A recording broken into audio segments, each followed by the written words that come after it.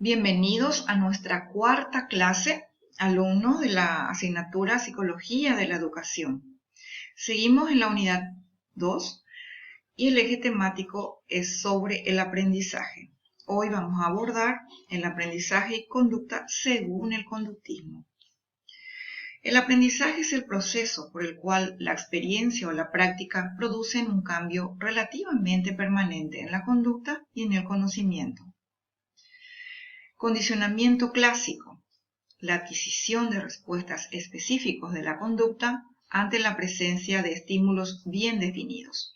Condicionamiento operante, donde el comportamiento se fortalece o se debilita de acuerdo a los antecedentes o consecuencias.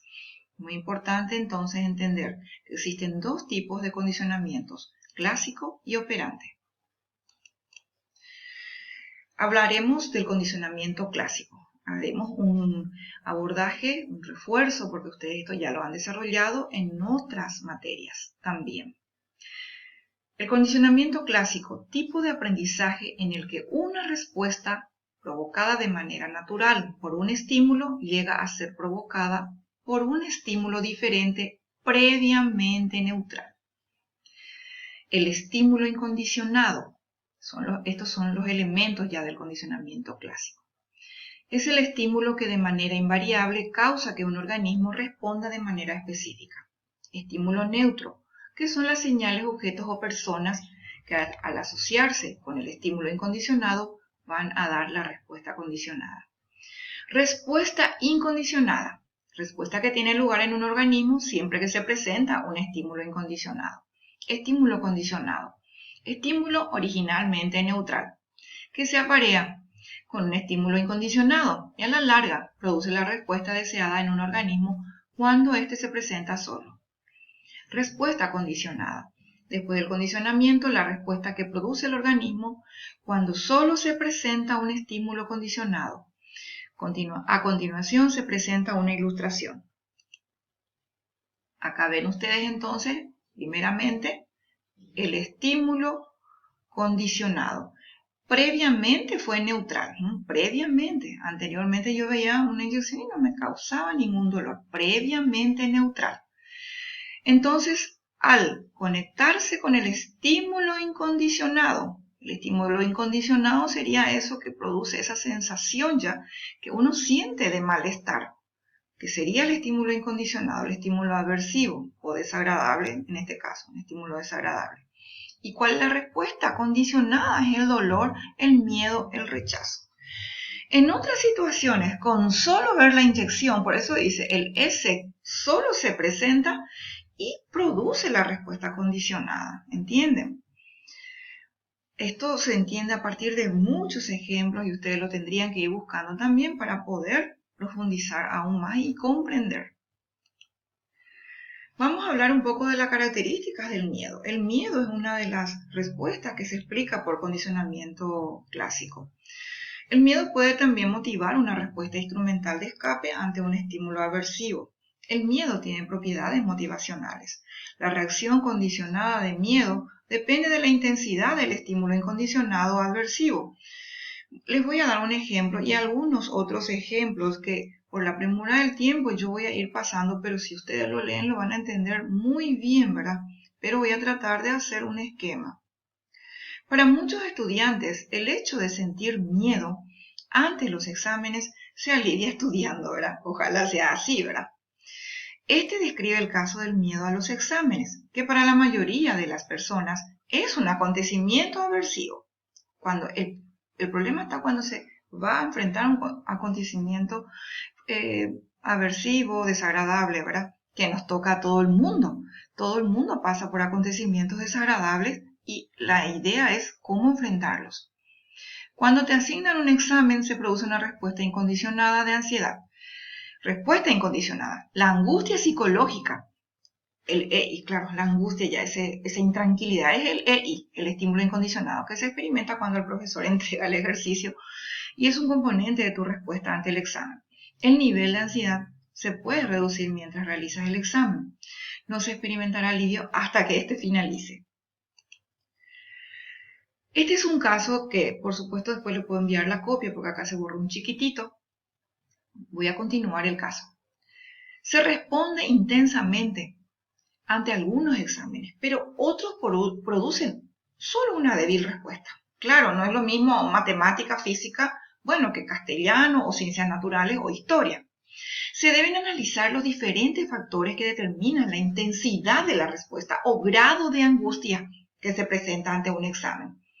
Uno de ellos es la dificultad de la prueba. Este es un condicionamiento en un principio neutral, es un estímulo neutral, que después se puede convertir en estímulo condicionado. La dificultad de la prueba es uno de los factores. Puede ser un estímulo incondicionado que determina la intensidad de la respuesta. Por supuesto, esto después se puede volver como un factor negativo. La dificultad de la prueba sobre la intensidad de la reacción, que es lo que produce la ansiedad.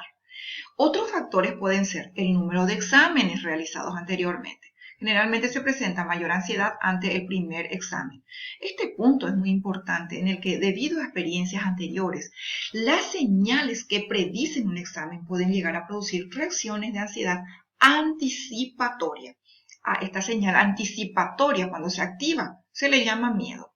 Cuando en una circunstancia previa el profesor anuncia la fecha en la que se realizará un examen, ya se activa la respuesta condicionada. Conforme se acerca el día del examen, los alumnos se ponen más activados y ese estado de activación es la que motiva a estudiar para impedir el fracaso, evitando así el evento aversivo. O sea que nosotros acá vemos dos respuestas cuando experimentamos una situación adversa. O nos escapamos o enfrentamos. En este caso vamos a enfrentar y ahí se va a reducir la ansiedad. Claro que igualmente acompaña un poco de ansiedad, pero eso con una buena relajación se puede evitar y se puede superar. Acá también hay otros ejemplos de señales del condicionamiento clásico. Por ejemplo, la asignatura. Imagínense acá, la asignatura también puede provocar ansiedad o puede ser parte de un condicionamiento. Como le había dicho, la matemática, física o los ejercicios. También puede condicionar la figura del profesor. Imagínense también la figura autoritaria, la figura temerosa. Esto se da mucho también en los casos de séptimo, octavo, noveno grado también. Que realmente hay que tener en cuenta estos aspectos. No es también todos estos factores. No es que todo también produce aversividad, sino hay casos que sí. También el examen. Por ejemplo, suspenso en el examen, también puede ser un factor de estímulo condicionado. O sea que en una clase hay mucho estímulo condicionado, gente. Muchos factores. ¿Y qué es lo que eso produce? El enfado, desagrado y malestar. ¿Entienden? Analicen este cuadro y lo van a entender mucho mejor. Y van a ir viendo que durante las clases hay muchos estímulos condicionados. Y yo le había hablado de señales, de figuras, de objetos. En este caso, las asignaturas. Es un campo muy amplio esto y se necesita entenderlo cada vez más. Ejemplo del condicionamiento clásico. Este es un ejemplo que yo les quiero dejar que ustedes lo lean, que ustedes lo analicen. Ya estoy por 9 minutos ahora en mi video. Esto lo voy a ir, haciendo en dos partes. Terminamos condicionamiento clásico y luego inicia condicionamiento operante. Bueno, acá está el hecho de que un joven se expone por ejemplo, a la exposición y él se pone nervioso cada vez que se pone enfrente a los alumnos. Entonces acá también ustedes van a ir analizando de parte por parte. Quiero que ustedes analicen y vean cuál es el estímulo incondicionado que produce la respuesta incondicionada y cuáles son las señales que pueden producir ansiedad. Y cómo también estas señales se pueden reemplazar por sentimientos de relajación. O sea que depende mucho cómo nosotros encaremos el tema. Preparemos estrategias para que esta ansiedad sea mucho menor, ¿verdad? Se disminuya y se pueda experimentar una exposición sin miedo y con mucho más ganas. Bueno, jóvenes, entonces estaremos haciendo una pausa y vamos a continuar enseguidita. Y como les dije, el ejemplo está bien explícito en el material. Y vamos a continuar dentro de un rato.